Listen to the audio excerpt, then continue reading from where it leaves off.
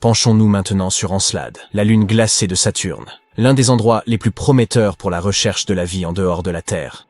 Les scientifiques viennent d'y détecter le dernier des 6 ingrédients nécessaires à sa formation, le phosphore. Cet élément très rare a été découvert dans un océan de cette lune. Le phosphore contribue à la fertilité des sols sur Terre. Mais la concentration de ce minéral dans les mers gelées du lointain satellite pourrait être de 100 à 1000 fois supérieure à celle des océans de notre planète. C'est peut-être parce que l'océan d'Encelade est riche en carbonate, tout comme l'eau gazeuse. Et cette eau gazeuse est susceptible de dissoudre les phosphates présents dans les roches de la Lune. Cette nouvelle découverte suggère également que sur d'autres lunes glacées de Saturne, comme Titan, les eaux pourraient également être chargées en phosphore. Pourquoi les scientifiques sont-ils si enthousiastes à propos de ce minéral? Les phosphates, qui sont des composés contenant du phosphore, sont des composants essentiels de la vie sur Terre. L'ADN, l'ARN et les membranes cellulaires en contiennent. Mais parmi les 6 éléments nécessaires à la vie, à savoir le carbone, l'hydrogène, l'azote, l'oxygène, le phosphore et le soufre, le phosphore est le moins répandu. En 2004, la sonde spatiale Cassini a pénétré dans la poussière du second anneau extérieur de Saturne, appelé l'anneau E. Cette poussière s'est constituée d'éclats de glace éjectés par Encelade. Il s'est constitué de grains de glace éjectés par Encelade. Et en étudiant ces grains, examinés par le Cosmic Dust Analyzer de Cassini, les chercheurs ont détecté du phosphore. Encelade est la 6e plus grande lune de Saturne. Elle n'est pas vraiment grande. Elle ne fait que 500 km de diamètre. Elle serait donc assez petite pour tenir à l'intérieur de l'Arizona. On devrait essayer ça un jour. Il est intéressant de noter que lorsque la sonde spatiale Cassini est arrivée pour la première fois sur Saturne, les astronomes pensaient qu'Encelade serait une boule de glace gelée. Puis, surprise! Ils ont repéré des panaches de particules glacées et de vapeurs d'eau s'échappant de geysers à la surface de cette lune. Il est apparu clairement qu'il existait un océan global entre son noyau rocheux et son enveloppe glacée. Les mêmes chercheurs avaient précédemment découvert que la lune de Saturne pourrait également abriter des molécules organiques complexes. Auparavant, les scientifiques pensaient que les phosphates pouvaient être piégés dans les noyaux rocheux d'Encelade et d'autres corps similaires. C'est pourquoi les travaux les plus récents, qui laissent entendre que les phosphates pourraient également abonder dans l'océan, ont été une véritable surprise. Des chercheurs ont examiné 305 grains de glace provenant de l'anneau E de Saturne, et ont découvert que 9 d'entre eux contenaient des phosphates. Et ces résultats étaient clairs et nets. C'est très important car il y a quelque temps, on pensait que la phosphine, un composé d'hydrogène et de phosphore, existait dans les nuages de Vénus. Mais personne n'a réussi à trouver la moindre preuve étayant cette théorie. Sur Encelade, par contre, il n'y a pas de controverse, et les phosphates existent bel et bien. Les astronomes considèrent Europe comme l'un des endroits les plus prometteurs du système solaire pour la recherche de nouvelles formes de vie. Tout cela parce que cette lune possède un immense océan d'eau salée d'une profondeur de 60 à 160 km. Oui, il est caché sous une couche de glace dont l'épaisseur est estimée entre 15 et 30 km. Mais elle reste potentiellement habitable. Les astronomes affirment que des panaches d'eau jaillissent dans des fissures de cette couche de glace et libèrent le contenu de l'océan lunaire dans l'espace. Bien entendu, il sera difficile pour toute mission en quête de vie organique d'accéder à un environnement aussi profond. Le bon côté des choses, c'est que les scientifiques disposent déjà d'éléments indiquant qu'il existe des bassins beaucoup plus superficiels, qui se trouveraient donc probablement beaucoup plus près de la surface de la Lune. Ils pourraient même se trouver à moins d'1 kilomètre sous la glace. Cette nouvelle est doublement réjouissante. Tout d'abord, elle accroît les chances d'existence d'une vie sur Europe. Et deuxièmement, si c'est bien vrai, cela peut faciliter les missions futures visant à trouver ces formes de vie, du moins s'il y en a. Ensuite, nous avons Titan, la plus grande lune de Saturne. Elle est plus petite et sa gravité est plus faible que celle de la Terre. Mais elle nous rappelle encore notre planète. Comme sur Terre, l'azote domine son atmosphère. Titan est le seul autre monde de notre système solaire à posséder des lacs et des rivières. Ces masses d'eau sont constituées d'hydrocarbures, de méthane et d'éthane. Il existe également un océan d'eau souterrain. Mais il est situé très profondément, et personne n'a encore déterminé si cet océan entrait en contact avec quoi que ce soit de la surface. Si tel est le cas, il pourrait fournir matière à la vie après s'être mélangé à la chimie complexe de la surface. Mais Encelade et d'autres lunes glacées ne sont pas les seuls endroits du système solaire susceptibles d'abriter ou d'avoir abrité la vie. En 2003, Mars Express, une sonde lancée par l'Agence spatiale européenne, a découvert du méthane dans l'atmosphère de Mars. Sur notre planète, la majeure partie de ce gaz atmosphérique est produite par des créatures vivantes, par exemple par le bétail qui digère la nourriture et émet, tu sais, des gaz. Cependant, les scientifiques pensent que ce méthane a été stable dans l'atmosphère martienne pendant environ 300 ans. Et puis, en 2006, le méthane avait presque entièrement disparu de la planète rouge, et cela s'est produit 600 fois plus vite que ne le prévoyaient les projections des chercheurs. La question est de savoir ce qui a généré ce gaz et où il a bien pu passer. Un autre mystère martien concerne les microbes qui pourraient dormir sous la surface de Mars. Ils pourraient y avoir été protégés des radiations de l'espace pendant des millions d'années. Des scientifiques ont simulé les conditions régnant sur Mars dans un laboratoire pour vérifier si cela pouvait être vrai. Ils ont été stupéfaits de découvrir que des bactéries pouvaient facilement survivre dans de telles conditions pendant 204 millions d'années. C'est une longue durée de vie. Cela signifie que si la vie a existé sur Mars, nous pourrions en trouver la preuve dans le sous-sol de la planète en forant le sol martien. À l'heure actuelle, il n'y a pas d'eau vive sur Mars, et les cellules ou les spores y dessécheraient, tout simplement. De plus, la température de la surface est similaire à celle de la glace sèche. En d'autres termes, elle est plus que gelée. Autant laisser tomber. Pourtant, 6 types de bactéries et de champignons pourraient en vivre sous terre sur la planète rouge. Le plus probable d'entre eux est surnommé Conan la bactérie, en raison de sa nature coriace. Enfin, c'est l'avenir qui nous le dira. Quoi qu'il en soit, si nous ne trouvons pas de vie en dehors de la Terre dans notre système solaire, nous pourrions probablement en chercher sur des exoplanètes. C'est ainsi que l'on appelle les planètes situées en dehors de notre système stellaire. Certaines d'entre elles semblent très prometteuses. L'exoplanète la plus proche de la Terre est Proxima Centauri b. Elle se trouve à seulement 4,2 années-lumière de la Terre. Récemment, les astronomes ont découvert que ce monde pourrait ressembler à la Terre encore plus qu'ils ne l'avaient imaginé. Cette planète est seulement 17% plus massive que la nôtre. Elle est en orbite autour d'une étoile plus faible et moins grande que notre Soleil. Proxima Centauri b se trouve au milieu de la zone habitable de l'étoile. Cela signifie qu'il y a de fortes chances que de l'eau liquide et de la vie existent sur cette planète. Il semble également que l'exoplanète soit verrouillée par son étoile parente. L'un de ses côtés fait face à l'étoile en permanence. L'autre est toujours plongé dans l'obscurité. Les scientifiques n'ont pas encore déterminé si la planète possédait une atmosphère. Elle voyage trop près de son étoile et parcourt son orbite en seulement 11 jours terrestres. Le rayonnement de l'étoile pourrait arracher l'air de la planète. Si tel est le cas, Proxima Centauri b ne devrait pas avoir d'eau liquide à sa surface. Gliese 832c se trouve à 16,2 années-lumière de la Terre, à l'échelle du cosmos. C'est un jet de pierre. Cette exoplanète est 5 fois plus massive que la Terre et voyage beaucoup plus près de son étoile mère. C'est pourquoi une année sur celle-ci ne dure que 36 jours. Mais comme cette étoile est une naine rouge, beaucoup plus froide et plus faible que le Soleil, Gliese 832c reçoit autant de lumière et de chaleur que notre propre planète. En même temps, on ne sait toujours pas si elle est semblable à la Terre. La planète possède probablement une atmosphère beaucoup plus épaisse qui crée un emballement de l'effet de serre. Ce phénomène se produit lorsqu'une planète absorbe plus de chaleur de son étoile haute qu'elle ne peut en renvoyer dans l'espace. En d'autres termes, Gliese 832c ressemble davantage à la brûlante Vénus qu'à notre Terre, relativement froide. Lève les yeux, cherche un petit point jaune. Et voilà Titan. C'est la plus grande lune de Saturne et la deuxième plus grande lune de tout notre système solaire. Et c'est peut-être le seul endroit dans notre système solaire où il y a de l'eau liquide, à part la Terre. De plus, elle possède une atmosphère qui sert de bouclier contre le rayonnement solaire et les rayons cosmiques, tout comme la Terre. Si la vie était une maison, Titan aurait déjà beaucoup des briques qui nous sont nécessaires pour la construire. Installe-toi, tu vas là-bas.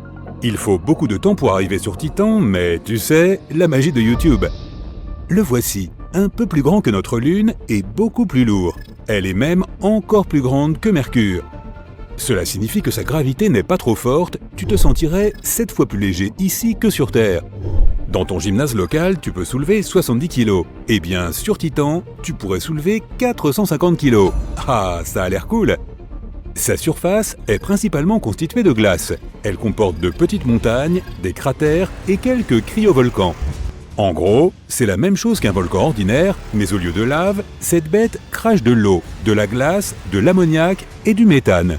Il y a des lacs et des nuages. Cela ressemblerait un peu à un canyon sur Terre. Mais ici, il n'y a qu'une infime différence. Tout est couvert d'un épais brouillard et parfois il grêle du méthane gelé.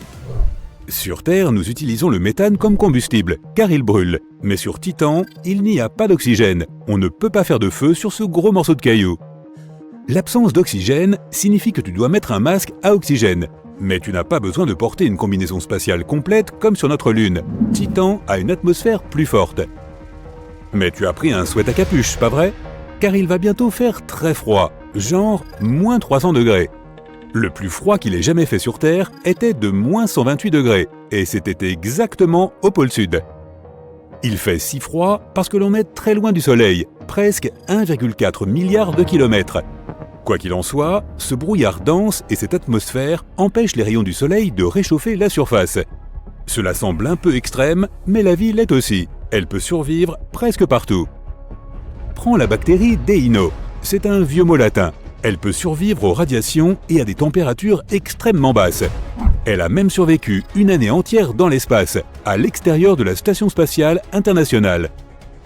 Titan serait un jeu d'enfant comparé à cela, surtout si on creusait un peu vers le bas. De nombreux scientifiques pensent qu'il y a tout un océan sous la surface de Titan. La gravité de Saturne donne au noyau de Titan un petit peu de chaleur, et en plus, il y a aussi de l'ammoniac dans cet océan. Pour Titan, c'est comme une sorte d'antigel. Tant que l'eau reste liquide, la vie a de fortes chances de réussir. Alors, qu'est-ce qu'il y a en bas? Les scientifiques ont trouvé de vraies preuves que Titan pourrait déjà abriter la vie. Tiens, regarde ce microscope. Voici C3H2. Elle a été découverte par cet étrange groupe d'antennes qui sont installées dans le désert au Chili. Ici, ils utilisent 66 antennes, toutes pointées vers un même endroit dans le ciel. Cette molécule de C3H2 peut servir d'élément constitutif de l'ADN, le code de la vie. Certaines personnes pensent que ces molécules étaient présentes sur notre planète il y a des milliards d'années, juste au moment où la vie a commencé. Les scientifiques l'ont également vérifié de leurs propres yeux, car il y a une sonde qui a atterri sur Titan. Il s'est avéré que ces antennes du désert avaient parfaitement raison. Titan a été propulsé en tête de liste des endroits où nous pourrions vivre un jour. Oh, désolé Mars. La NASA a un nouveau projet, la mission Dragonfly. Ils vont envoyer un drone là-bas et explorer Titan plus en profondeur. La mission est toujours prévue dans 6 ans et la fusée atteindra la Lune de Saturne 9 ans plus tard. Nous allons donc devoir attendre un certain temps avant de faire nos bagages pour aller nous installer sur Titan. Une fois que Dragonfly aura atterri à la surface de Titan, il va se balader partout comme une sorte de double hélicoptère. Il aura 8 hélices d'1 mètre de large. Comme la gravité est faible, c'est plus que suffisant pour donner au drone une bonne vitesse de croisière. Il pourra voler à environ 3 km vers le haut et décoller et atterrir à la verticale comme un hélicoptère normal. Le principal problème de toute cette affaire est celui des batteries du drone. Les scientifiques ont inventé un générateur qui convertit l'énergie des radiations thermiques en énergie électrique. Si tu comprends pas tout, moi non plus. Une seule charge des batteries devrait suffire pour avoir plusieurs heures de vol continu. Le Dragonfly va transporter une importante quantité de matériel de recherche. Il n'est donc pas exactement comme les drones que font voler les gens dans les parcs le dimanche. Il va peser autant que 3 autruches. Il aura 2 foreuses, un tas de capteurs, un spectrotruc pour savoir quels produits chimiques se trouvent dans les environs. Et il aura aussi sa propre station météo, avec une tonne d'instruments pour mesurer la température et les nuages et tout ça. Et comme tous les appareils de nos jours, il sera muni d'une caméra. Prépare-toi à voir des photos incroyables du paysage de Titan. La nuit sur Titan dure environ 8 jours terrestres. C'est à ce moment-là où le drone va se déployer sur toute la surface pour se recharger et analyser des échantillons. C'est long, mais c'est en fait une bonne chose. La distance de Titan à la Terre pose un petit problème. Le retard dans les communications. Lorsqu'ils envoient un signal au Dragonfly, depuis le centre de contrôle de la mission, il doit traverser la moitié du système solaire, ce qui prend plus d'1 heure. En comparaison, le retard du signal vers Mars peut être de 10 minutes, tandis que le retard du signal vers la Lune n'est que d'1 seconde environ. Les scientifiques s'attendent à ce que Dragonfly fournisse plus d'informations sur la possibilité de vivre sur Titan ou non. Certains experts espèrent y trouver ce que l'on nomme une soupe primordiale. C'est toute une sorte de potion avec tout un mélange de choses nécessaires à la vie. Nous avions cette même bonne soupe sur Terre il y a environ 4 milliards d'années, et tous les organismes vivants qui ont existé ont évolué à partir de cette bouillie d'éléments organiques. Si le projet Dragonfly est un succès et que Titan s'avère être habitable, il aura une autre mission, trouver un endroit agréable où pouvoir nous installer. Mais créer une colonie autonome sur une autre planète serait certainement la chose la plus difficile que les humains aient jamais faite. Premier obstacle, la production d'énergie, probablement une sorte de centrale nucléaire. Puis viendrait un abri pour les humains et leurs machines. Ces nouveaux bâtiments sur Titan devront nous protéger du froid extrême et des intempéries. Ensuite, l'eau potable et l'oxygène. Il faudrait inventer un moyen de collecter ou d'organiser les deux. Ensuite, des serres pour la culture des aliments.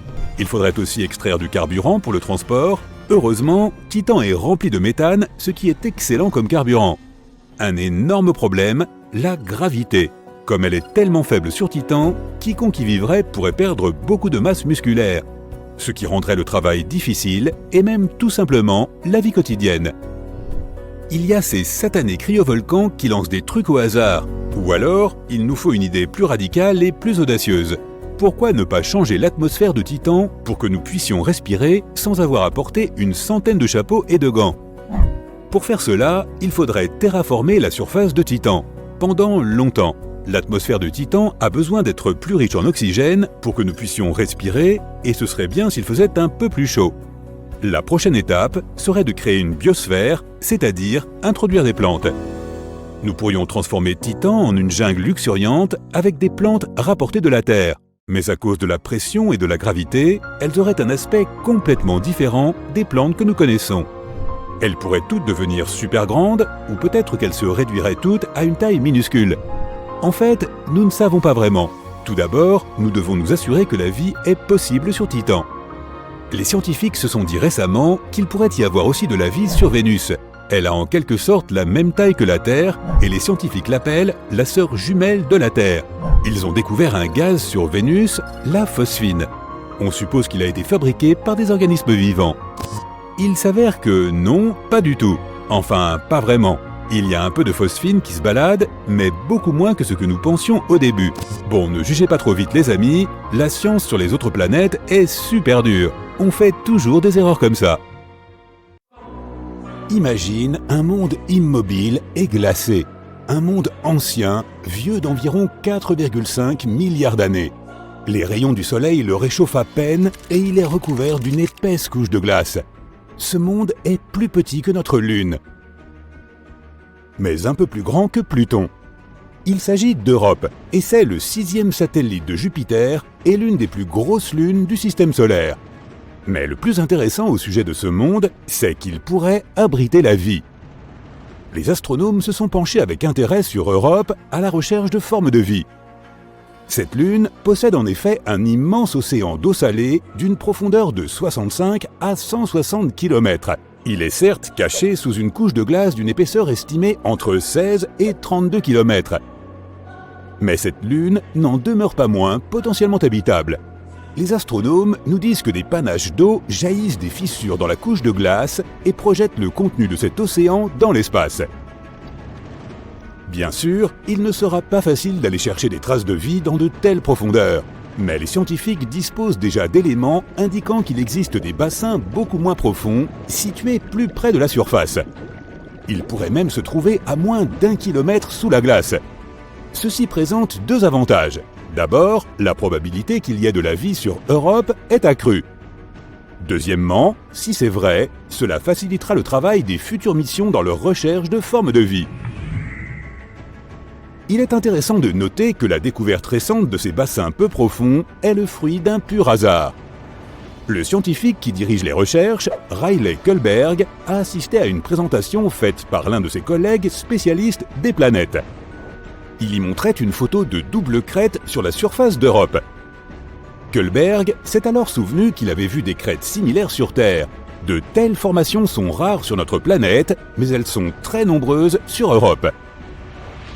Des travaux ultérieurs ont suggéré que les crêtes de cette lune pourraient résulter d'un cycle bien précis, similaire à celui de la Terre. Lors de ce cycle, l'eau liquide gèle puis dégèle à l'intérieur d'une couche de glace, un environnement soumis à une pression très élevée. La calotte glaciaire se déplace alors vers le haut de manière répétée, créant une structure à deux pics. C'est du moins ce qui se passe sur Terre. Si les choses sont similaires sur Europe, cela prouverait la présence d'eau peu profonde sur le satellite. Bien sûr, la température, la pression et la composition chimique sont différentes sur Europe. Et on n'en sait pas encore beaucoup sur la nature de cette glace. Les scientifiques ne savent donc pas quelle est la profondeur ou la taille des poches d'eau, ni combien de temps il leur faut pour geler. Mais ce qui est plus ou moins clair, c'est que l'environnement sous toute cette glace est protégé des radiations de Jupiter qui frappent la surface du satellite. Ce qui, bien entendu, augmente les chances d'existence de la vie sur Europe. Nous avons évoqué le fait que l'océan d'Europe pourrait être salé. La couleur rouge des traces visibles à sa surface pourrait être due à leur composition chimique. Il s'agit probablement d'un mélange gelé d'eau et de sel. C'est assez inhabituel. Une telle composition ne correspond à aucune substance connue ici sur Terre. Quant aux taches jaunes à la surface d'Europe, il pourrait s'agir de chlorure de sodium. Tu connais cette substance sous le nom de sel de table. Des scientifiques ont essayé de recréer les conditions qui règnent sur Europe en laboratoire. Ils ont découvert qu'en combinant de l'eau, du sel de table, des températures glaciales et une pression élevée, ils pouvaient obtenir un nouveau type de cristal solide. Cette substance pourrait exister à la fois au fond de l'océan d'Europe et à sa surface. En dehors de ces quelques faits, les chercheurs ne savent pas grand-chose. Ils espèrent obtenir davantage d'informations d'ici à 2030. À cette date, la mission Europa Clipper, lancée par la NASA, atteindra probablement Europe. Cette mission effectuera plusieurs survols rapprochés et tentera de déterminer si une quelconque forme de vie peut y exister. La mission JUICE, ou Jupiter Icy Moons Explorer, de l'Agence spatiale européenne, se rendra également sur Europe dans les prochaines années. Mais Europe n'est pas le seul endroit du système solaire susceptible d'abriter la vie. En 2003, Mars Express, une sonde lancée par l'Agence spatiale européenne, a découvert du méthane dans l'atmosphère de Mars. Sur notre planète, la majeure partie de ce gaz est produite par des créatures vivantes, par exemple par le bétail lorsqu'il digère ses aliments. Mais les scientifiques pensent que le méthane est resté stable dans l'atmosphère martienne pendant environ 300 ans. En 2006, il a presque entièrement disparu de la planète rouge. Et cela s'est produit 600 fois plus vite que ne le prévoyaient les modèles des chercheurs. La question est donc de savoir ce qui a généré ce gaz et où il est parti. Un autre mystère martien concerne les microbes qui pourraient dormir sous la surface. Ils pourraient avoir été protégés des radiations pendant des millions d'années. Des scientifiques ont simulé les conditions martiennes en laboratoire pour vérifier si c'était possible. Et ils ont eu la surprise de constater que des bactéries pouvaient facilement survivre dans de telles conditions pendant 280 millions d'années. Cela signifie que si la vie a existé sur Mars, nous pourrions en trouver la preuve dans ses profondeurs en forant le sol de la planète. À l'heure actuelle, l'eau ne coule pas sur Mars et les cellules et les spores se dessécheraient tout simplement. De plus, la température de la surface est similaire à celle de la glace sèche. En d'autres termes, la planète est profondément gelée. Pourtant, il pourrait exister 6 types de bactéries et de champignons sous le sol de Mars.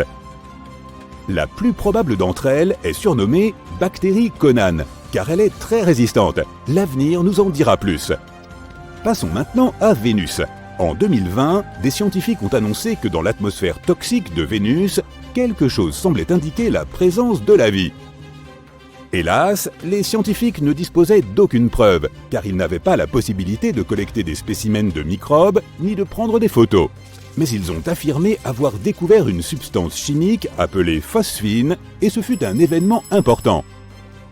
Si ce n'était pas un élément encore inconnu qui produisait ce gaz, il pouvait s'agir d'une forme de vie microbienne. La phosphine est composée de 3 atomes d'hydrogène et d'un atome de phosphore. Ce gaz est toxique pour toute forme de vie dépendant de l'oxygène, par exemple pour l'homme.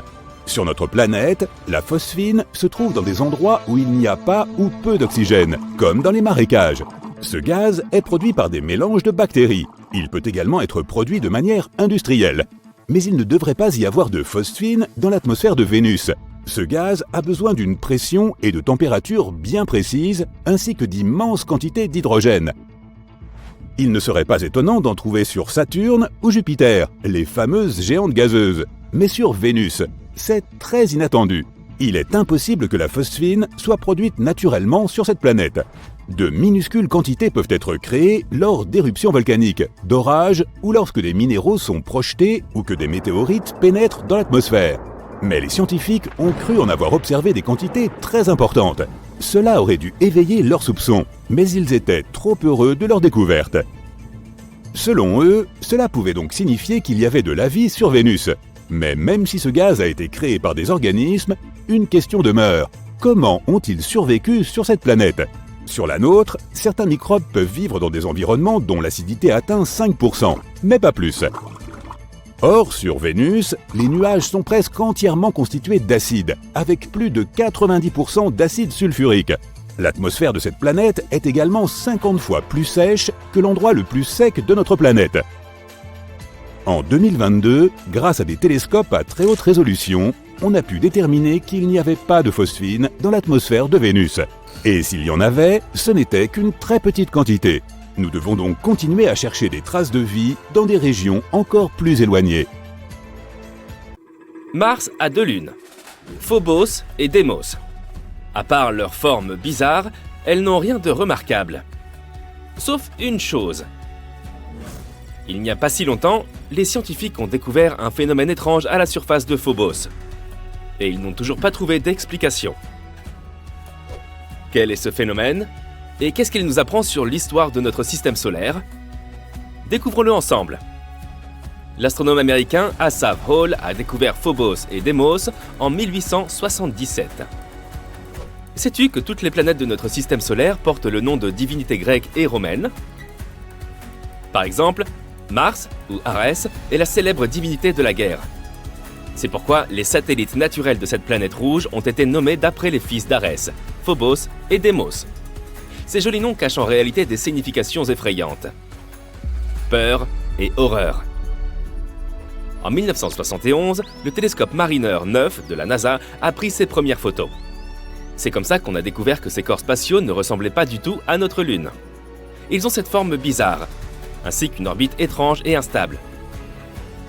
De plus, il n'y a pas d'autres lunes dans le système solaire qui se déplacent aussi près de leur planète mère que ces deux-là. Mais même s'ils sont très proches de Mars, si tu tenais à la surface de la planète rouge, tu pourrais à peine les voir. C'est parce que la courbure de Mars cache Phobos et Deimos de la vue. Même si tu te trouvais quelque part sur l'équateur, Phobos ressemblerait à un simple astéroïde, et Deimos à une étoile. Tout cela parce que ces satellites ne sont que des miettes par rapport à notre Lune. Ce sont les lunes les plus petites et les moins brillantes de tout le système solaire. Ce qui est ironique, vu leur nom terrifiant. Bref, il semble que tout devrait être assez clair avec ces deux satellites. Mais non, il y a un hic. Les scientifiques reconstituent l'histoire de l'espace en se basant sur les traces trouvées sur différents objets spatiaux. Des bosses, des rayures, des fissures, toutes ces choses peuvent nous dire ce qui s'est passé il y a des milliards d'années. Pendant longtemps, les scientifiques étaient sûrs que, tout comme les dieux grecs dont ils tirent leur nom, Phobos et Deimos étaient des jumeaux. Mais ensuite, l'orbiteur viking de la NASA a pris de nouvelles photos des satellites. Et c'est alors qu'ils ont découvert une différence significative entre les deux. La surface entière de Phobos est couverte d'énormes rainures. Il s'agit d'une série de longues et profondes fosses s'étendant d'une extrémité à l'autre de Phobos. Ok, et alors ? Tous les objets spatiaux présentent ce genre de choses à leur surface, n'est-ce pas ? Certes, il y a d'autres satellites avec des rainures et des éraflures similaires, mais aucun n'en a autant que Phobos. Ce dernier est complètement couvert de rainures, et elles sont énormes, jusqu'à 19 km de long et 200 mètres de large. Et ce n'est pas tout. Certaines de ces rainures se croisent avec d'autres. Cela signifie que Phobos a vécu non pas un, mais plusieurs événements traumatisants. Mais qu'est-ce qui lui est arrivé exactement ? Les scientifiques n'en sont pas encore tout à fait sûrs. Mais ils ont quelques idées. Et ces théories peuvent nous renseigner non seulement sur le passé de Phobos, mais aussi nous aider à prédire son avenir. Théorie numéro 1. Impact d'astéroïdes. Le premier suspect est assez évident. Il y a un grand cratère de près de 10 km de large sur Phobos. Il a été baptisé Angeline Stickney, d'après la femme d'Asaph Hall, le scientifique qui a découvert les satellites. Et la première théorie stipule qu'un corps astronomique s'est écrasé sur Phobos. L'impact a été si fort qu'il a laissé ce grand cratère. Et l'impact de la collision a laissé un tas de rainures partout sur Phobos. Cela semble logique au premier abord, mais les scientifiques ont remarqué une faille dans cette théorie. Ils ont découvert que ces rainures se sont en fait formées non pas à l'intérieur du cratère, mais à proximité de celui-ci. Ce n'est donc pas une collision qui les a créées. De plus, qu'en est-il de ces rainures qui se croisent avec d'autres? S'agit-il simplement d'une grande coïncidence cosmique? Les recherches se poursuivent. Théorie numéro 2. C'est à cause des débris spatiaux. Il y a bien une différence entre ces deux théories. Dans ce cas, les rainures ne sont pas une conséquence directe de la collision. Cela se passe plutôt de la façon suivante. Quelque chose s'est écrasé sur Phobos. L'impact a provoqué la projection d'un tas de roches dans l'espace. Certains d'entre eux ont été perdus dans l'univers pour toujours, mais d'autres étaient suffisamment petits pour retomber sur Phobos. En passant à côté de la Lune à un angle prononcé, ils ont pu s'y écraser, rebondir et ainsi de suite. Et comme la gravité de Phobos est très faible, peut-être qu'ils n'ont pas pu s'y coller. En d'autres termes, ces roches ont été continuellement tirées vers le satellite et repoussées de celui-ci pendant de très nombreuses années. Cette théorie explique les rainures qui se croisent. Les roches tombaient constamment à ces endroits. Cela semble assez plausible, mais il y a un autre problème. On ne voit pas de rochers sur Mars ou à la surface de ces lunes. Or, tous ces débris étaient censés être piégés par la gravité et rester quelque part dans l'orbite de la planète, ou tout simplement devenir une partie de Phobos. En d'autres termes, si cette théorie est vraie, on en aurait trouvé des preuves sous des couches de poussière. Mais cela ne s'est pas produit. Cette explication n'a donc plus satisfait les astronomes. Ils ont donc continué à chercher le coupable. Peut-être que les rainures n'ont rien à voir du tout avec le cratère Stickney.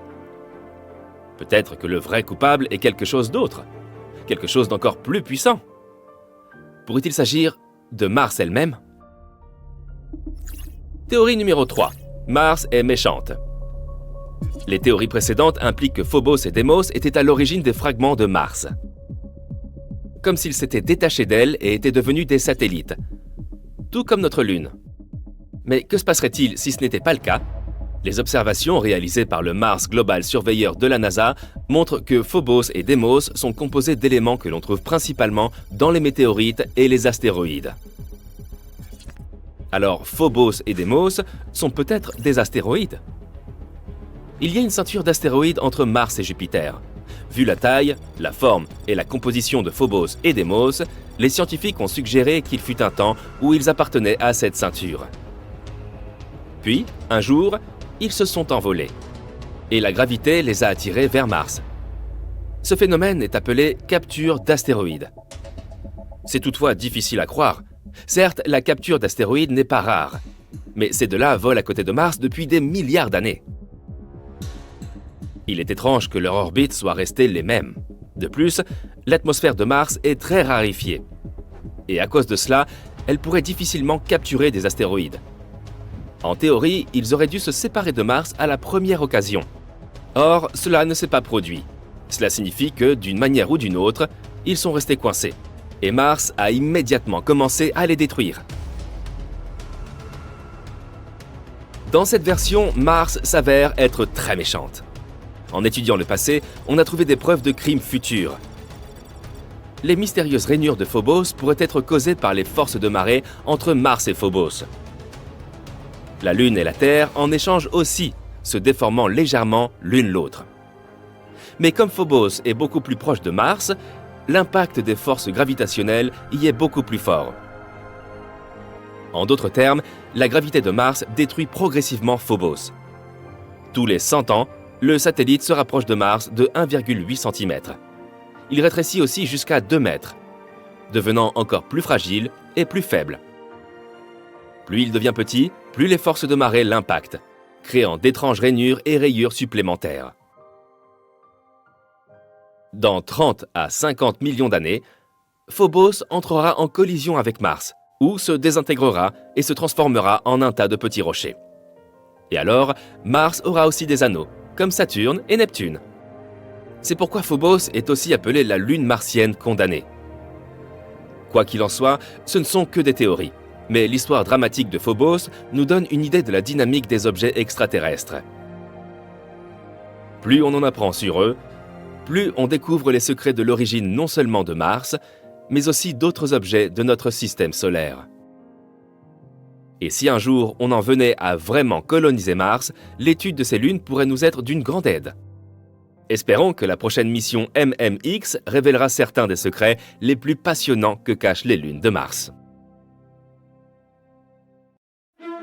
Le 7 janvier 1610, le célèbre astronome italien Galileo Galilei a fait une découverte étonnante à l'aide de son télescope fait maison. 4 lunes en orbite autour de la planète Jupiter. D'ailleurs, de nos jours, tu peux fabriquer ta propre version de son télescope en utilisant des tubes en carton, des lentilles et de la superglue. Le principe de ce télescope est de placer 2 lentilles à la bonne distance l'une de l'autre. Tu auras besoin de 2 lentilles, une concave et une convexe. Autrement dit, une incurvée vers l'intérieur et l'autre vers l'extérieur. Le premier télescope de Galilée était capable de grossir les objets environ 8 fois. Il a continué à l'améliorer jusqu'à ce qu'il atteigne un facteur de grossissement d'environ 20.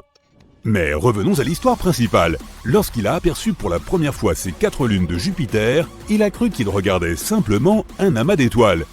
Mais il a vite remarqué que ces objets spatiaux semblaient se déplacer selon un schéma régulier. Il lui a fallu quelques semaines pour comprendre que ce qu'il voyait n'était pas des étoiles, mais des lunes qui tournaient autour de Jupiter. Galilée a d'abord nommé ces lunes 1, 2, 3 et 4. Mais soyons honnêtes, ce n'étaient pas les noms les plus créatifs. Comme d'autres lunes de notre galaxie ont été découvertes par la suite, le système numérique pour les nommer est devenu confus et peu pratique, et il n'a duré que quelques siècles. De nos jours, ces 4 satellites les plus grands de Jupiter se nomment Io, Europe, Ganymède et Callisto. On les appelle collectivement les lunes galiléennes en l'honneur de l'homme qui les a remarquées le premier. La découverte de Galilée a été cruciale pour notre compréhension ultérieure de l'astronomie. Au départ, on croyait que les autres objets tournaient autour de la Terre puisqu'elle était considérée comme le centre de l'univers. Nous savons maintenant qu'il y a des centaines de lunes dans notre système solaire. Cependant, on ne découvre pas si souvent de grandes lunes comme celle découverte par Galilée. Une lune est considérée comme grande lorsqu'elle est de la taille de notre planète, voire plus grande. Ganymède, par exemple, est plus grande que Mercure. En fait, on qualifie Ganymède de lune simplement parce qu'elle tourne autour de Jupiter. Sinon, elle a toutes les autres caractéristiques d'une planète. Ce n'est pas une surprise que Jupiter ait les plus grosses lunes du système solaire. Elle surpasse toutes les autres planètes en taille et en masse, et il n'est donc pas étonnant qu'elle ait attiré beaucoup d'autres objets vers elle. On pense que Jupiter possède au total près de 80 lunes, dont seulement 53 ont reçu un nom officiel à ce jour. La première de ces lunes jupitériennes à être découverte par Galilée a été Io. Ce qui la distingue, c'est qu'elle a beaucoup de volcans. Io est le seul objet spatial à avoir des volcans actifs dans notre système solaire, à part la Terre.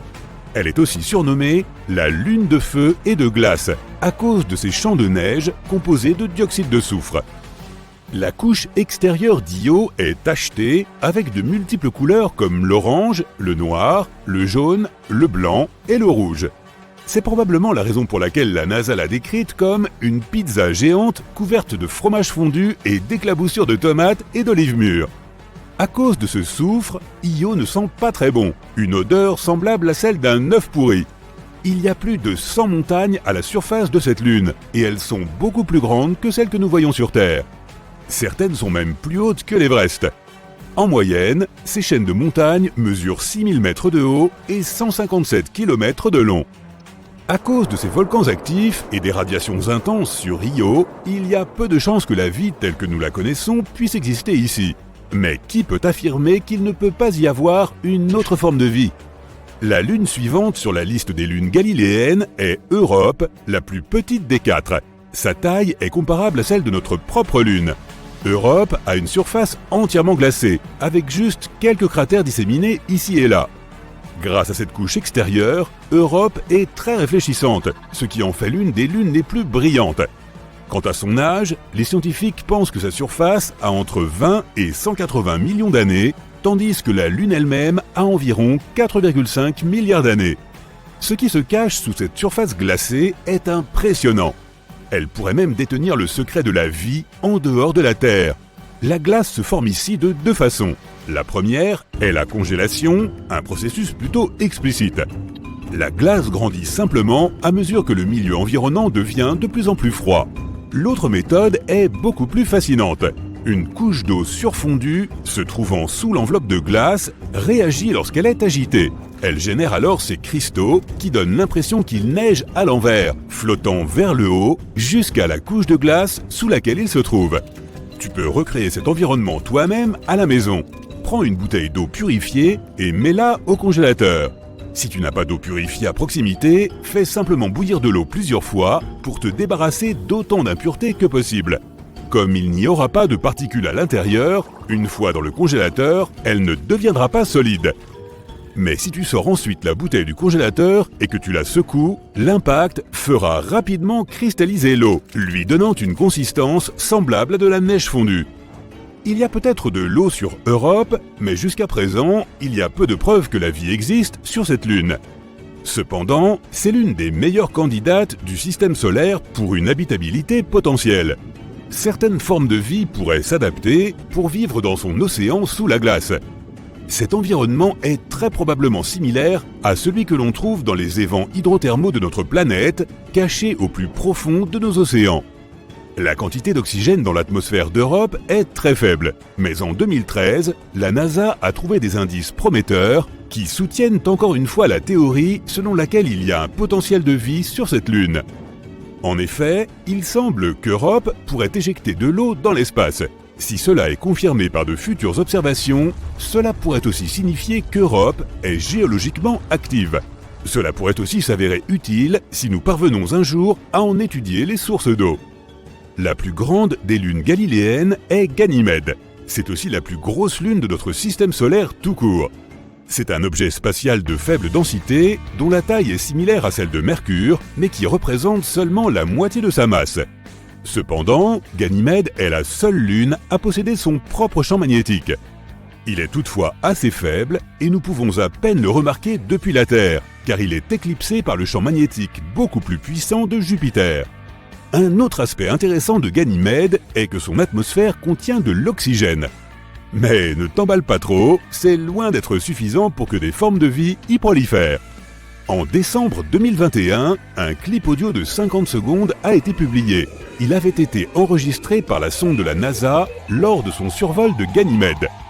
Pour les non-initiés, les sons ressemblaient davantage à ceux d'une vieille connexion Internet. Mais en raison de ses airs excentriques, Ganymède a rapidement été surnommée la lune chantante de Jupiter. Enfin, pour clôturer la liste des lunes galiléennes, on trouve Callisto, ou l'objet le plus fortement cratérisé de notre système solaire.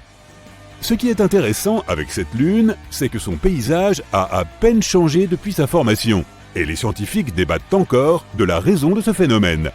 La plupart des autres objets spatiaux subissent des tas de changements tout au long de leur vie, en raison d'événements comme des collisions avec d'autres objets, des changements d'orientation ou de vitesse, ou des réactions chimiques qui se produisent à leur surface. Callisto a aussi à peu près la taille de la planète Mercure, mais sa densité est également plus faible.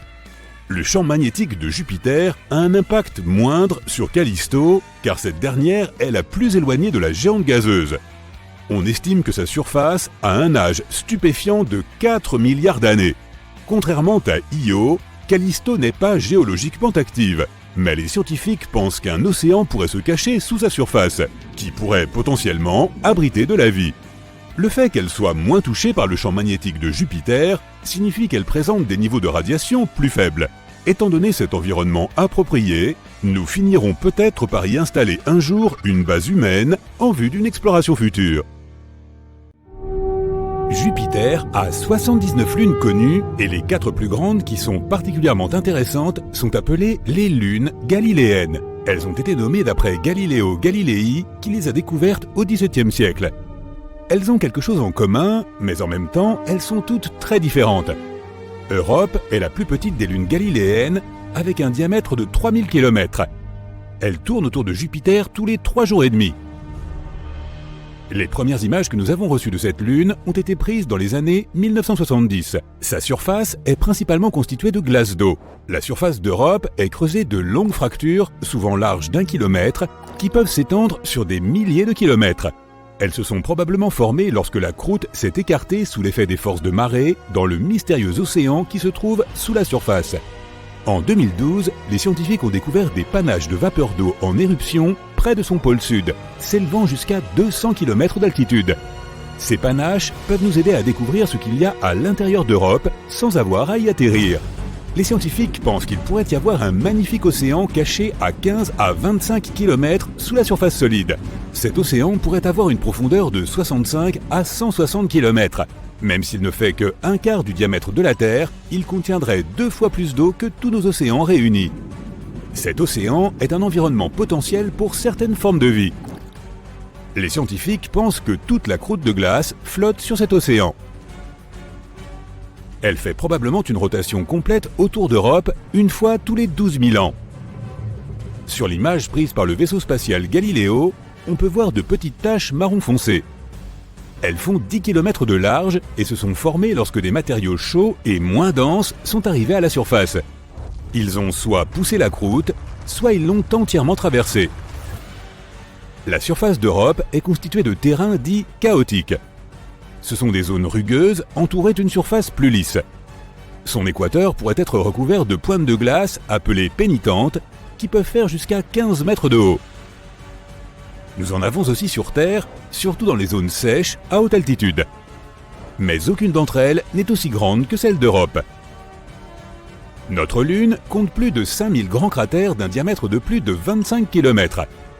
La surface d'Europe manque de cratères d'impact et ne semble pas avoir plus de 50 millions d'années. Cela signifie que la surface d'Europe change et se reforme en permanence.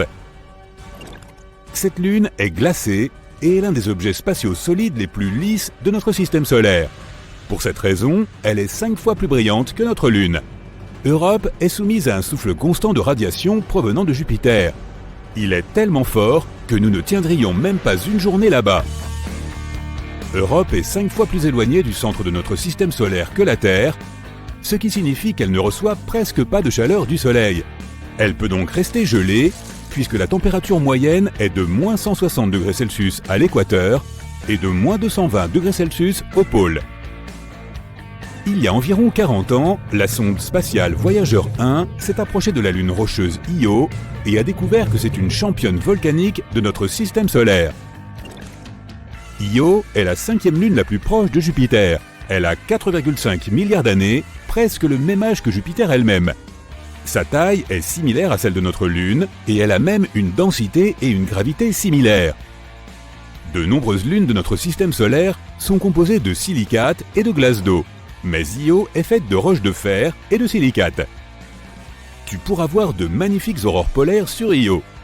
Comme cette lune tourne autour de Jupiter, les aurores changent de luminosité en permanence, mais elles sont toujours là. Io est relativement proche de Jupiter, à près de 420 000 km au-dessus du sommet de ses nuages. Si tu pouvais te tenir sur Io et regarder Jupiter, elle apparaîtrait presque 40 fois plus grosse que notre Lune dans le ciel. Observer les étoiles là-bas serait incroyable. Io a besoin de 42,5 heures pour tourner autour de Jupiter. Notre Lune a besoin de presque un mois. À certains moments, l'effet de marée d'Io peut atteindre jusqu'à 100 mètres. C'est similaire à ce que nous avons sur Terre. La gravité de notre Lune provoque des marées océaniques. Io n'a pas d'océan, mais le sol lui-même bouge. Il monte et descend. Un peu comme un ascenseur qui monte et descend dans un immeuble de 30 étages. La gravité de Jupiter et de ses autres grosses lunes affecte Io. C'est pourquoi les marées du sol solide à sa surface sont plus de 5 fois supérieures aux plus hautes marées océaniques de notre planète. Tout cela rend Io si chaude à l'intérieur que certains de ses matériaux internes fondent, bouillonnent et tentent de s'échapper par tous les moyens possibles. Cela finit par créer un trou dans le sol qui se transforme ensuite en volcan. En termes volcaniques, Io est le corps le plus actif de notre système solaire. Elle en compte plus de 400, dont 150 sont en éruption permanente.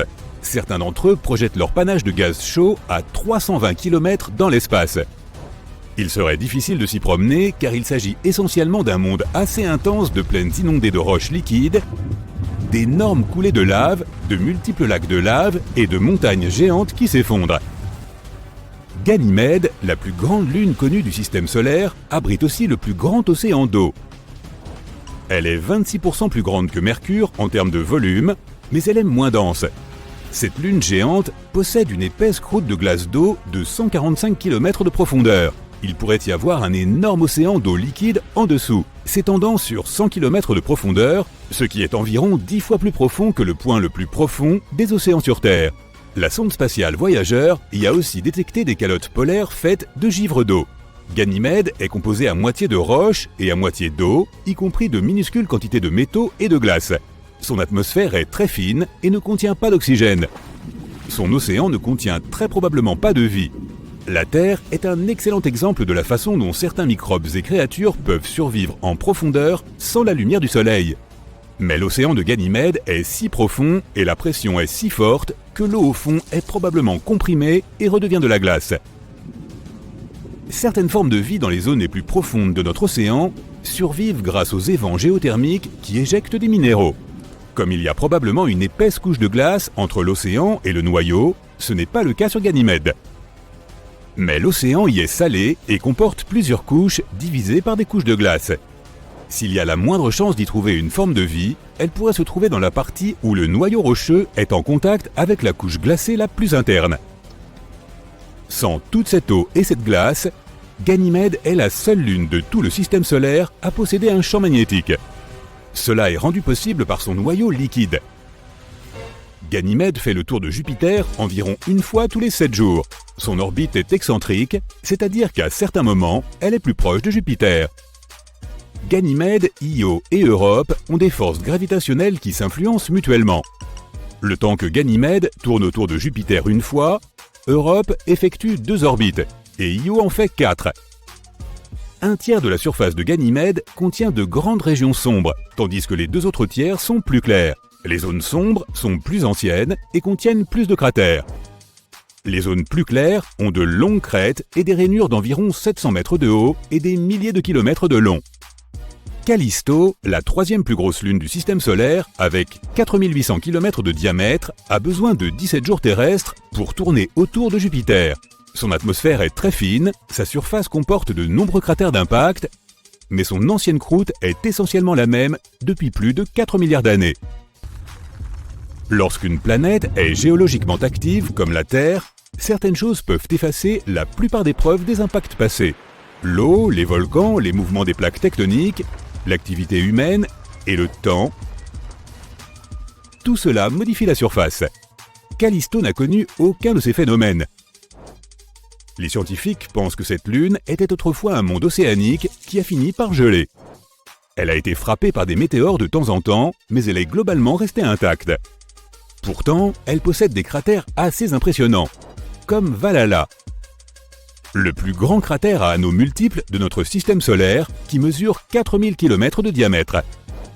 Les principaux cratères sur Callisto contiennent plus d'anneaux que ceux des autres corps célestes. Ce qui a frappé cette lune était suffisamment gros pour avoir perforé la fine croûte, ce qui a permis à l'eau de se répandre à la surface. Et sous cette fine croûte, il pourrait y avoir un océan salé ou de la glace molle. La sonde spatiale Galileo a détecté que le champ magnétique de Jupiter ne pouvait pas traverser cette lune, probablement à cause d'une couche d'eau d'au moins 10 km d'épaisseur. C'est pourquoi il est difficile d'explorer Callisto. Les lunes comme Europe ont des évents qui éjectent l'eau des océans souterrains. Mais pour explorer Callisto et en découvrir davantage sur son passé, il faudrait utiliser la méthode ancienne, creuser à travers la croûte. Si nous voulions explorer les parties extérieures de notre système solaire, Callisto serait un endroit idéal, car les radiations de Jupiter ne l'atteignent pas. Nous y serions donc plus en sécurité que sur certaines autres lunes intérieures.